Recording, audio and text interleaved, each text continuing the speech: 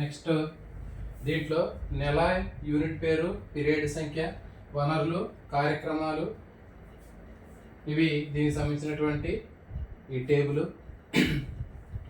Next lesson plan తీసుకున్నట్లయితే ఒక చాప్టర్ని మనం ఏ విధంగా బోధించాలి అనేటటువంటి దానికి సంబంధించినటువంటి లెసన్ ప్లాన్, దీన్ని పాఠ్య ప్రణాళిక అంటారు. ఓకే, దీంట్లో ఫర్ ఎగ్జాంపుల్ 8వ తరగతి తీసుకున్న దీంట్లో లెసన్ పేరు వివిధ జీవావరణ వ్యవస్థలు, different type of ecosystems అనేటటువంటి చాప్టర్ ఉంది. దీనికి మరి ఈ చాప్టర్ మనం చెప్పడానికి 12 పీరియడ్లు అవసరం అవుతాయి. దీనికి కావాల్సినటువంటి పీరియడ్ల సంఖ్య 12. మరి దీంట్లో మనం సాధించాల్సినటువంటి విద్యా ప్రమాణాలు తీసుకున్నట్లయితే విషయ అవగాహన, ప్రయోగాలు చేయటం, పరికల్పన చేయటం, నెక్స్ట్ క్షేత్ర పరిశీలనలు, నెక్స్ట్ ప్రాజెక్ట్ పనులు, బొమ్మలు వేయటం, నమూనాలు తయారు చేయటం, అభినందన, సౌందర్యపరమైనటువంటి విలువ, నిజ జీవిత వినియోగం, జీవ వైవిధ్యం పట్ల సానుభూతిని కలిగి ఉండటం, సమాచార సేకరణ, ప్రశ్నించుట, పరికల్పన చేయటం. సో ఇవన్నీ కూడా మనకి విద్యా ప్రమాణాలు, అకాడమిక్ స్టాండర్డ్స్గా చెప్పడం జరుగుతుంది. అంటే ఈ చాప్టర్ మనం చెప్పేటప్పుడు ఈ చాప్టర్లో మనం ఏ రకాలైనటువంటి విద్యా ప్రమాణాలు, అకాడమిక్ స్టాండర్డ్స్ని కవర్ చేయొచ్చు అనేటటువంటివి మనం ఇక్కడ చెప్పడం జరిగింది. నెక్స్ట్ ఈ పాఠ్య ప్రణాళిక లెసన్ ప్లాన్లో ఈ చాప్టర్ని తీసుకున్నప్పుడు 8th క్లాస్లో ఉన్నటువంటి వివిధ జీవావరణ వ్యవస్థలు అనేటటువంటి ఈ చాప్టర్ని తీసుకున్నప్పుడు దీంట్లో మనకి టేబుల్ అనేది ఈ విధంగా ఉంటుంది. పీరియడ్ మొత్తం ఎన్ని పీరియడ్లు, దాదాపు ఈ చాప్టర్ చెప్పడానికి మనకి 10 పీరియడ్లు పెట్టినట్లయితే ఈ 10 పీరియడ్లు 12 పీరియడ్లు ఉన్నాయండి. చూడండి, వివిధ ఆవరణ వ్యవస్థలో different type of ecosystems అనేటటువంటి చాప్టర్ తీసుకున్నట్లయితే దీనికి మొత్తం అలాట్ చేసినటువంటి పీరియడ్లు 12 పీరియడ్లు. దీనికి మొత్తం 12 పీరియడ్లు అవసరం అవుతాయి.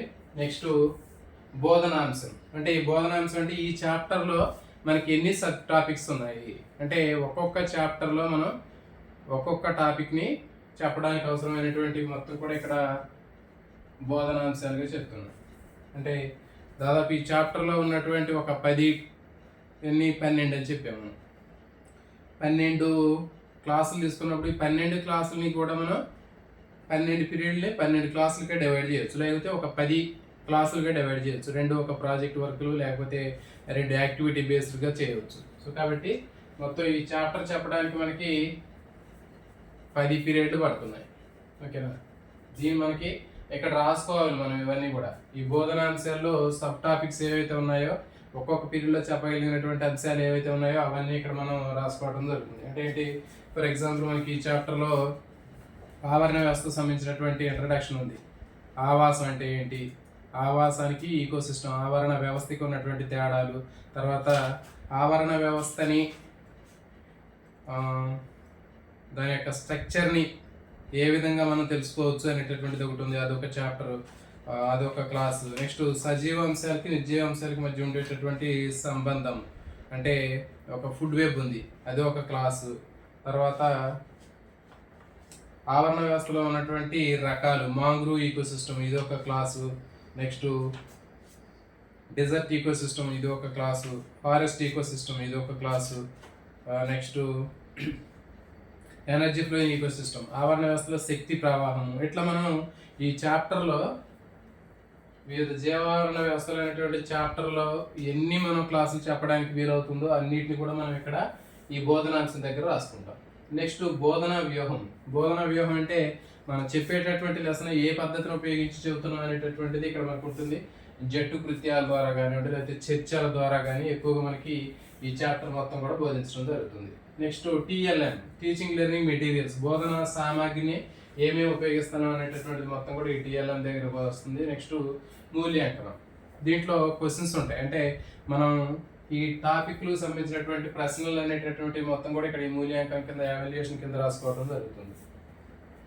ఇవి అంటే ఇప్పుడు ఫర్ ఎగ్జాంపుల్ చెప్పాము, ఈ చాప్టర్ని చెప్పడానికి మనకి 12 పీరియడ్లు పెట్టాయనుకున్నాం. సో కాబట్టి ఈ చాప్టర్కి 12 పీరియడ్లు మనం ఏ విధంగా అలాట్ చేస్తున్నాం అనేది ఇది పాఠ్య ప్రణాళిక దీనికి సంబంధించి. నెక్స్ట్ మొత్తం అయిపోయిన తర్వాత టీచర్ నోట్స్, అంటే ఎడిషనల్ ఇన్ఫర్మేషన్ ఉంటుంది, అదనపు సమాచారం ఉంటుంది. అంటే ఒక ఉపాధ్యాయుడు ఈ పాఠం చెప్పడానికి అదనంగా ఎక్కడ ఇతర మాధ్యమాల నుంచి సేకరించినటువంటి సమాచారాన్ని అక్కడ దేని నుంచి కలెక్ట్ చేశాడో ఆ డీటెయిల్స్ మొత్తం కూడా ఇక్కడ పొందుపరచడం జరుగుతుంది. ఫర్ ఎగ్జాంపుల్ ఇంకేదైనా ఇంటర్నెట్ నుంచి ఇన్ఫర్మేషన్ తీసుకున్నాడా, లేకపోతే మనకి యూట్యూబ్లో నుంచి కొంత ఇన్ఫర్మేషన్ తీసుకున్నాడా అనేటటువంటి ఇన్ఫర్మేషన్ మొత్తం కూడా ఇక్కడ టీచర్ నోట్స్లో రాయడం జరుగుతుంది. ఫర్ ఎగ్జాంపుల్ మనకి కోరింగా ఆవరణ వ్యవస్థ ఉంది. మరి ఆ కోరింగా ఆవరణ వ్యవస్థకు సంబంధించినటువంటి డీటెయిల్స్ అనేవి మనకి టెక్స్ట్ బుక్లో కొంచెం ఉన్నప్పటికీ కూడా దానికి అదనపు సమాచారాన్ని మనం ఒక వీడియో రూపంలో మనకి యూట్యూబ్లో బోలెడని వీడియోస్ వస్తుంటే ఆ వీడియోని మనం ఒకదాన్ని విద్యార్థులకు చూపించడం ద్వారా ఇక్కడ అదనపు సమాచారాన్ని అందులో ఏమేమి ఇంక్లూడింగ్ చేశారు అనేటటువంటి దాన్ని ఏ విధంగా నేర్చుకున్నారు అనేటటువంటి సమాచారం మొత్తం కూడా ఇక్కడ ఈ టీచర్ నోట్స్లో మనం రాసుకోవడం జరుగుతుంది. నెక్స్ట్ ఉపాధ్యాయుని ప్రతిస్పందనలు. అంటే ఉపాధ్యాయుడు ఈ చెప్పినటువంటి పాఠం పట్ల ఏ విధంగా రెస్పాండ్ అవుతున్నాడు, అంటే ఆ పాఠాన్ని విద్యార్థులకి బాగా అర్థవంతంగా చెప్పగలిగాడా, బోధనాభ్యసన సామగ్రిని సరైనటువంటి పద్ధతిలో ఉపయోగించగలిగాడా అనేటటువంటిది అది సెల్ఫ్గా అతను ఎవాల్యుయేషన్ చేసుకోవడం జరుగుతుంది. ఇది ఉపాధ్యాయునికి సంబంధించినటువంటి ప్రతిస్పందనలు. నెక్స్ట్ విద్యార్థి ప్రతిస్పందనలు. విద్యార్థి ప్రతిస్పందనలు తీసుకున్నట్లయితే చూడండి, విద్యార్థికి సంబంధించినటువంటి ప్రతిస్పందనలో మరి విద్యార్థి చెప్పినటువంటి పాఠాన్ని విద్యార్థి ఏ విధంగా అర్థం చేసుకున్నాడు, అక్కడ ఇచ్చినటువంటి కృత్యాన్ని అతను ఏ విధంగా పూర్తి చేయగలిగాడు, చెప్పినటువంటి పాఠం ఏ మేరకు అర్థమైంది, ఆ తర్వాత అది ఆ విద్యార్థికి నిజ జీవితంలో ఏ విధంగా ఉపయోగపడింది అనేటటువంటి ఇన్ఫర్మేషన్ మొత్తం కూడా ఇక్కడ విద్యార్థి ప్రతిస్పందనలో రాయటం జరుగుతుంది. సో కాబట్టి ఇది పాఠ్య ప్రణాళిక. ఇయర్ ప్లాన్లో మొత్తం ఉన్నటువంటి సిలబస్ మొత్తాన్ని కూడా నెలల వారీగా విభజించడం జరుగుతుందని చెప్పాము. నెక్స్ట్ అది అయిపోయిన తర్వాత పాఠ్య ప్రణాళిక. ఈ పాఠ్య ప్రణాళిక లెసన్ ప్లాన్లో ఒక చాప్టర్ని మనం ఎన్ని క్లాసుల్లో కంప్లీట్ చేయగలుగుతామో అవన్నిటిని కూడా మనం ఇక్కడ ఈ లెసన్ ప్లాన్ పాఠ్య ప్రణాళికలో రాసుకోవడం జరుగుతుంది. నెక్స్ట్ ఇవి రెండు కూడా మనకి అకాడమిక్ ఇయర్ స్టార్ట్ కాకముందే మనం స్టార్ట్ చేసుకోవాలి. ఎందుకంటే జూన్లో స్కూల్ స్టార్ట్ కాకముందే మనం ప్రిపేర్ చేసుకోవడం వల్ల మనకు కావాల్సినటువంటి బోధనాభ్యాసన సామాగ్రి కానివ్వండి, చుట్టుపక్కల ఉండేటటువంటి ఆ వనరులు కానివ్వండి, లెసన్కి సంబంధించినవి ఇన్ఫర్మేషన్ దానికి సంబంధించినటువంటి మెటీరియల్స్ మొత్తం కూడా టీఎల్ఎం ముందుగానే గ్యాదర్ చేసుకోవడానికి అవకాశం ఉంటుంది. ఏవి అందుబాటులో ఉన్నాయి, ఏవి లేవు అనేటటువంటి విషయం ముందుగానే తెలుస్తుంది. దానికి సంబంధించినటువంటి క్లారిటీ కూడా వస్తుంది. అంటే ఒక చాప్టర్ని ఏ విధంగా చెప్పాలి అనేటటువంటి మొత్తం ఐడియా అనేది మనకి రావడం జరుగుతుంది. నెక్స్ట్ పీరియడ్ పథకం. పీరియడ్ పథకం అంటే చెప్పాం మనం, అంటే ఒక చాప్టర్లో మనం ఒక టాపిక్ తీసుకున్నప్పుడు ఆ టాపిక్ను ఒక పీరియడ్లో ఏ విధంగా చెప్పాలి అనేటటువంటిదే మనకి పీరియడ్ పథకం. అంటే బుక్ మొత్తాన్ని కూడా మనం కొన్ని చాప్టర్లుగా డివైడ్ చేస్తున్నాం ఇయర్ ప్లాన్లో. తర్వాత లెసన్ ప్లాన్లో ఆ ఒక చాప్టర్ని కొన్ని సబ్ టాపిక్లుగా డివైడ్ చేస్తున్నాం. నెక్స్ట్ ఫైనల్గా మనకి పీరియడ్ ప్లాన్లో వచ్చేసరికి ఒక క్లాస్లో ఒక చాప్టర్లో ఉన్నటువంటి ఒక టాపిక్ని మనం ఏ విధంగా చెప్పాలి అనేటటువంటిది పీరియడ్ ప్లాన్. ఓకే, మరి ఈ పీరియడ్ ప్లాన్ తీసుకున్నట్లయితే దీంట్లో మనకి 8వ తరగతి క్లాస్ తీసుకున్నాం, ఈ 8th క్లాస్. తర్వాత దాని యొక్క లెసన్ పేరు ఏంటి అంటే వివిధ ఆవరణ వ్యవస్థలు, డిఫరెంట్ ఈకో సిస్టమ్స్ అనేటటువంటివి ఈ చాప్టర్ను మనం ఇక్కడ తీసుకున్నాం. నెక్స్ట్ దీనికి కావాల్సినటువంటి పీరియడ్ల సంఖ్య 1. అంటే ఇక్కడ మనం తీసుకున్నటువంటి ఒక టాపిక్ ఒక పీరియడ్లో చెప్పగలిగినటువంటి టాపిక్ కాబట్టి ఒక పీరియడ్ అని ఇక్కడ మనం మెన్షన్ చేస్తాం. నెక్స్ట్ విద్యా ప్రమాణాలు. ఇది చెప్పడం వల్ల విద్యార్థులకి ఎలాంటి విద్యా ప్రమాణాలు మనం పెంపొందించవచ్చు అంటే అవగాహన, తర్వాత ప్రశ్నించుట, పరికల్పన చేయడం, ప్రయోగాలు చేయడం కూడా చెప్పవచ్చు. సో ఇవన్నీ కూడా మనకి ఈ లెసన్ చెప్పడం ద్వారా విద్యార్థుల్లో సాధించేటటువంటి అకాడమిక్ స్టాండర్డ్స్, విద్యా ప్రమాణాలు. మరి ఇప్పుడు ఈ పీరియడ్ ప్లాన్ అనేది ఏ విధంగా మనం తయారు చేసుకోవాలి, ఈ పీరియడ్ ప్లాన్ ప్రకారం ఏ విధంగా ఒక లెసన్ని బోధించాలి అనేటటువంటి దాన్ని ఇక్కడ మనం చూద్దామండి. ఇది రీసెంట్గా వచ్చినటువంటి పీరియడ్ ప్లాన్. అంటే గతంలో ఉన్నటువంటి లెసన్ ప్లాన్ ఏదైతే ఉందో ఆ పీరియడ్ ప్లాన్ అనేటటువంటిది హెర్బర్ట్ చెప్పినటువంటి బోధనా పద్ధతుల్లో ఉన్నటువంటి ఆ బోధనా పద్ధతులకు సంబంధించినటువంటి ప్లాన్ అనేటటువంటిది అది కాకుండా ఇది రీసెంట్గా వచ్చినటువంటిది. మరి దీన్ని ఇప్పుడు ప్రజెంట్ తెలంగాణలో ఇంప్లిమెంట్ చేయడం జరుగుతుంది. మరి దానికి సంబంధించినటువంటి స్టెప్స్ ఏంటో చూద్దాం. ఫస్ట్ ఇంట్రడక్షన్ అంటే గ్రీటింగ్, పలకరించడం. తరగతి గదికి పోగానే ఉపాధ్యాయుడు విద్యార్థుల్ని ఉద్దేశించి గ్రీట్ చేస్తుంటారు, అంటే పలకరిస్తూ ఉంటాడు. అంటే ఆ పలకరించడం అనేది ఏ విధంగా చేయొచ్చు, గుడ్ మార్నింగ్ అని చెప్పొచ్చు, ఇంకెట్లా రకరకాలుగా వాళ్ళని పలకరించవచ్చు. సో ఇది మొదట గ్రీటింగ్స్ సంబంధించినటువంటిది, అంటే పలకరించడం. అంటే ఇది ఇక్కడ ఉండేటటువంటి సోపానాలు మొత్తం కూడా మనకి తర్వాత రెండవది ఇది దీంట్లో ఉండేటటువంటి స్టెప్స్. దాని తర్వాత బోధన అభ్యాసన అనుభవాలు, టీచింగ్ లెర్నింగ్ ప్రాసెస్ కానివ్వండి, టీచింగ్ లెర్నింగ్ ఎక్స్పీరియన్సెస్ కానివ్వండి, మనకి రెండవ దాంట్లో ఉంటాయి, రెండవ కాలంలో. నెక్స్ట్ మూడవది బ్లాక్ బోర్డ్ వర్క్, నల్లబల్లెం పని, అంటే బోర్డు మీద రాసేటటువంటి వర్క్ మొత్తం కూడా మేము నెక్స్ట్ దీంట్లో ఉంటుంది.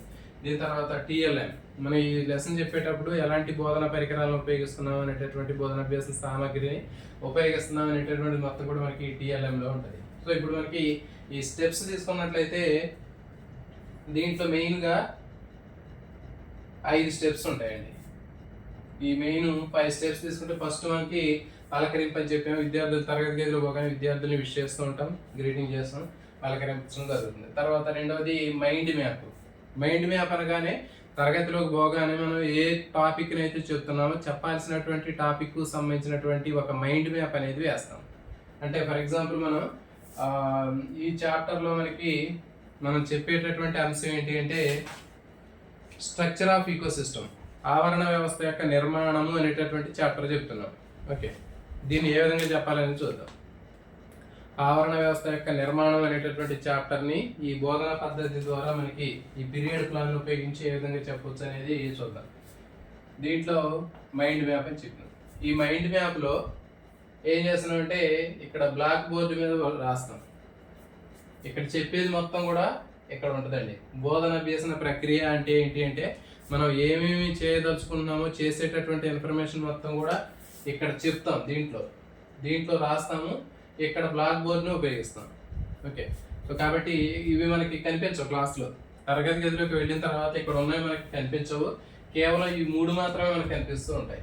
అంటే మనం ఏం చేస్తున్నాము, ఏమి యాక్టివిటీ చెప్తున్నాము, ఏం చేస్తున్నాం అనేటటువంటి ఇన్ఫర్మేషన్ మొత్తం ఎక్కడ ఉంటుంది. దానికి సంబంధించింది ప్రజెంటేషన్ మొత్తం కూడా ఈ బ్లాక్ బోర్డు మీద ఉంటుంది. దానికి సంబంధించినటువంటి టిఎల్ఎం మొత్తం కూడా ఆ చివర ఉంటుంది.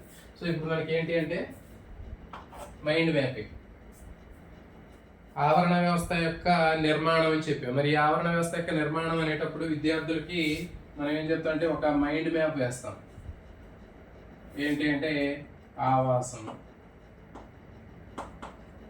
అంటే ఆవాసమే ఆవరణ వ్యవస్థగా మనం నేర్చుకోవడం జరుగుతుంది. అంటే 6వ తరగతిలో బేసిక్స్ వాళ్ళకి ఆవాసం అంటే తెలుసు. అంటే ఏంటి, ఒక హ్యాబిటేట్ అంటే దాంట్లో సజీవులు నిర్జీవులు ఉంటాయని తెలుసు, అంటే అది ఒక ఆవాసం. మరి ఇప్పుడు తరగతి గదిలో పోగానే ఆవాసంలో మనకి ఏమేమి ఉంటాయి అని అడిగినప్పుడు, ఒక హ్యాబిటేట్లో ఏమేమి ఉంటాయి అని మన పిల్లల్ని అడిగినప్పుడు అది ఏం చెప్తుంటారంటే దాంట్లో మొక్కలు ఉంటాయి, జంతువులు ఉంటాయి, లేకపోతే సజీవులు ఉంటాయి, నిర్జీవులు ఉంటాయని చెప్తారు. సో కాబట్టి మనం ఏం చేయాలంటే ఒక ఫ్లో చార్ట్ కానీ ఉంటే, లేకపోతే ఇక్కడ మైండ్ మ్యాప్ కానీ వేస్తాం. ఇక్కడ ఆవాసము, మొక్కలు, జంతువులు, రాళ్ళు, నీరు, తర్వాత తేమ, కాంతి. సో ఇది నేను ఫ్లో చార్ట్ వేసాను. అక్కడ ఫ్లో చార్ట్ కానీ ఉంటే, లేకపోతే ఇక్కడ మనకి ఈ మైండ్ మ్యాప్ వేస్తాం. ఎక్కువగా మైండ్ మ్యాప్ యూజ్ చేస్తాము. ఆ మైండ్ మ్యాప్ అనేది అది మైండ్ మ్యాప్ వేయగలిగితే మైండ్ మ్యాప్ వేసుకోవచ్చు, లేకపోతే ఫ్లో చార్ట్ రూపంలో ఉంటే ఫ్లో చార్ట్ రూపంలో వేసుకోవచ్చు. మైండ్ మ్యాప్ వేసాను. వేసిన తర్వాత విద్యార్థుల్ని అడుగుతాం, దీని గురించి మీకు ఏమి తెలుసు అనేటటువంటిది విద్యార్థులను అడుగుతాం. ఇప్పుడు విద్యార్థులు ఇదేంటంటే శోధనాత్మక ప్రశ్నలు అంటారు. అంటే ఇప్పుడు మనం వేసినటువంటి ఆ ఫ్లో చార్ట్ ఏదైతే ఉందో, లేకపోతే మైండ్ మ్యాప్ ఏదైతే ఉందో, ఆ మైండ్ మ్యాప్కు సంబంధించినటువంటి శోధనాత్మక ప్రశ్నల్ని అడగటం జరుగుతుంది. అప్పుడు విద్యార్థి సమాధానాలు చెప్తాడు. అంటే ఫర్ ఎగ్జాంపుల్ ఎలాంటి ప్రశ్నలు అడుగుతామంటే విద్యార్థికి గత అనుభవాలకు సంబంధించినటువంటి ప్రశ్నలు అడుగుతాం.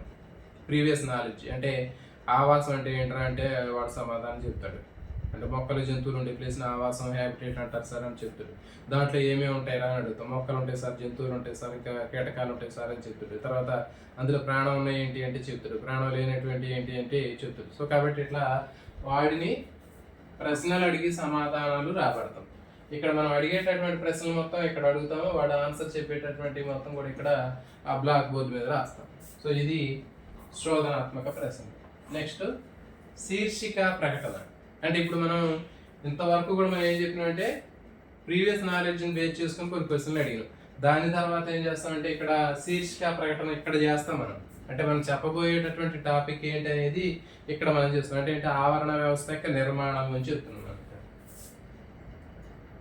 ఆవరణ వ్యవస్థ నిర్మాణం. ఓకే, ఇది బ్లాక్ బోర్డ్ వర్క్ అంటే బ్లాక్ బోర్డు మీద రాస్తాం. ఇక్కడ దీన్ని అనౌన్స్మెంట్ ఇక్కడ చెప్తాం. అంటే మనం రాసేటప్పుడు ఈ కాలంలో రాస్తాం. ఇక్కడ శీర్షిక ప్రకటన ఎదురుగా మనం ఇక్కడ బ్లాక్ బోర్డ్ వర్క్ మీద ఏమైతే చేసామో దాన్ని రిటర్న్గా ఇక్కడ రాస్తాం. అంటే ఆవరణ వ్యవస్థ యొక్క నిర్మాణాన్ని మనం ఇక్కడ చర్చిస్తున్నాము అనేటటువంటి విషయాన్ని విద్యార్థికి శీర్షిక ప్రకటన ద్వారా చెప్తాను. నెక్స్ట్ చదవటం, కీలక పదాలు గుర్తించటం, వివరణ చేయటం. దీంట్లో ఏంటంటే ఇప్పుడు మనకి ఈ టెక్స్ట్ బుక్లో ఈ చాప్టర్ మనం ఇప్పుడు ఈ టాపిక్ చెప్తున్నాం. ఆవరణ వ్యవస్థ యొక్క నిర్మాణం, స్ట్రక్చర్ ఆఫ్ ఈకో సిస్టమ్ గురించి చెప్తున్నాం. మరి దీని గురించి చెప్పేటప్పుడు విద్యార్థికి మనం ఏం చెప్తామంటే ఇందులో ఉన్నటువంటి ఈ పారాగ్రాఫ్ని, ఈ పేజీని వాడిని చదవమని చెప్తాం. చదివి ఇచ్చినటువంటి పారాగ్రాఫ్లో ఉన్నటువంటి కీలకమైనటువంటి పదాలను గుర్తించమని చెప్తాం. సో కాబట్టి చదవటం, కీలక పదాలు గుర్తించటం, వాటికి వివరణ చేయటం జరుగుతుంది. అంటే ఇక్కడ విద్యార్థులు చదవటం జరుగుతుంది. అంటే చదివేది విద్యార్థే, కీలక పదాలను గుర్తించేది విద్యార్థే, మళ్ళీ వాటిని వివరణ చేసేది మాత్రం ఉపాధ్యాయుడు. వాటికి ఎక్స్ప్లెనేషన్ చేస్తున్నారు. నెక్స్ట్ ఇది అయిపోయిన తర్వాత జట్లలో చర్చించడం. విద్యార్థులను కొన్ని గ్రూపులుగా క్రియేట్ చేస్తామండి. ఆ గ్రూపులుగా క్రియేట్ చేసిన తర్వాత విద్యార్థులు ఆ గ్రూపుల ప్రకారం వాళ్ళు ఇచ్చినటువంటి అంశాన్ని చర్చిస్తారు. అంటే ఆవరణ వ్యవస్థ యొక్క నిర్మాణం గురించి చెప్పాను. దాంట్లో సజీవులు ఏంటి, నిర్జీవులు ఏంటి, జీవాంశాలు ఏంటి, నిర్జీవాంశాలు ఏంటి అనేటటువంటివి వాళ్ళు మొత్తం కూడా చర్చించుకోవడం జరుగుతుంది. నెక్స్ట్ వివరణ. దానికి ఉపాధ్యాయుడు వివరణ ఇవ్వటం జరుగుతుంది. అంటే సజీవాంశాలు అంటే ఏంటి, నిర్జీవాంశాలు ఏంటి, మనం తీసుకున్నటువంటి ఒక ప్రత్యేకమైనటువంటి ప్రదేశంలో ఉండేటటువంటి సజీవాంశాలు ఎట్లా ఉన్నాయి, నిర్జీవాంశాలు ఎట్లా ఉన్నాయి అనేటటువంటి డీటెయిల్స్ మొత్తం కూడా మనకి ఇక్కడ ఎక్స్ప్లెనేషన్ చేయడం జరుగుతుంది. నెక్స్ట్ కృత్య నిర్వహణ. కృత్య నిర్వహణ, భావాల అవగాహన. దీనికి యాక్టివిటీ ఉంటుంది. సో మరి ఈ యాక్టివిటీకి కావాల్సినటువంటి మెటీరియల్స్ ఏంటి అంటే మనకు చూసిన 4 మేకులు, తర్వాత ఒక దారము, ఓకే, తర్వాత ఒక పార తోవడానికి ఎట్లాంటి మెటీరియల్స్ కావాలని చెప్పాను. సో ఇవన్నీ తీసుకొని ఈ మెటీరియల్స్ మొత్తం కూడా ఇక్కడ మనకి ఈ టీఎల్ఎం దగ్గరే ఇక్కడ రాసుకోవడం జరుగుతుంది. కృత్యాల నిర్వహణలో మనం అక్కడ రాసుకోవడం జరుగుతుంది. నెక్స్ట్ భావాల అవగాహన కోసం వాళ్ళు ఏం చేస్తారంటే ఆ యాక్టివిటీని చేస్తారు. విద్యార్థులు కొన్ని గ్రూపులుగా డివైడ్ చేసి ఒక్కొక్క గ్రూప్లో ఉన్నటువంటి విద్యార్థికి ఆ మెటీరియల్ ఇచ్చి వాళ్ళు సొంతగా వాళ్ళు ఒక్కొక్క ప్లేస్ తీసుకొని దాన్ని కొంచెం తవ్వి అక్కడ ఏమైతే సూక్ష్మజీవులు ఉన్నాయా, లేకపోతే కొన్ని కీటకాలు ఉన్నాయా, గుడ్లు ఉన్నాయా, లార్వాలు ఉన్నాయా, కీటకాలు ఉన్నాయా, లేకపోతే ఇంకా మొక్కలు ఉన్నాయా, ఎలాంటివి ఉన్నాయి, సజీవాంశాలు ఎట్లా ఉన్నాయి, నిర్జీవాంశాలు ఎట్లా ఉన్నాయి, అక్కడ కాంతి పడుతుందా, నీరు ఉందా, తేమ ఉందా, ఇట్లాంటి అంశాలు మొత్తం కూడా వాళ్ళు రాసుకోవడం జరుగుతుంది. ఇప్పుడు ఇది ఒక యాక్టివిటీ బేస్డ్ లెసన్ ఇది. నెక్స్ట్ ప్రదర్శన, చర్చ. ఇప్పుడు ఒక్కొక్క గ్రూప్లో ఉన్నటువంటి వాళ్ళు కలెక్ట్ చేసినటువంటి డేటా ఏదైతే ఉందో ఆ డేటా ప్రకారం ఆ డేటాను మొత్తం తీసుకొని వచ్చి మళ్ళీ తరగతి గదిలోకి వచ్చిన తర్వాత వాళ్ళు ఏం చేస్తారంటే ప్రదర్శన, చర్చ చేస్తారు. అంటే వాళ్ళకి ఏమేమి మెటీరియల్స్ కనిపించాయి ఏంటి అనేటటువంటి డీటెయిల్స్ మొత్తం వాళ్ళు చెప్పి దాన్ని చర్చించడం జరుగుతుంది. అంటే ఒక గ్రూప్లో ఉన్నటువంటి వాళ్ళకి ఇంకో గ్రూప్లో ఉన్నటువంటి వాళ్ళకి వాళ్ళు కలెక్ట్ చేసినటువంటి మెటీరియల్స్ కానివ్వండి, అక్కడ వాళ్ళు తెలిసినటువంటి సమాచారం అనేది డిఫరెంట్గా ఉంటుంది. సో కాబట్టి ఏం చేస్తారంటే ఒక గ్రూప్లో ఉన్నవాళ్ళు ఇంకో గ్రూప్లో ఉన్నటువంటి వాళ్ళు దాన్ని వచ్చినటువంటి ఇన్ఫర్మేషన్ వాళ్ళు షేర్ చేసుకోవడం జరుగుతుంది. నెక్స్ట్ ఫైనల్గా ముగింపు, మూల్యాంకనం. ముగింపు అంటే మూల్యాంకనం కింద ప్రశ్నలు అడుగుతారు ఉపాధ్యాయుడు. మీరు పరిశీలించినటువంటి ఆవరణ వ్యవస్థ యొక్క నిర్మాణంలో సజీవ అంశాలు ఏమిటి?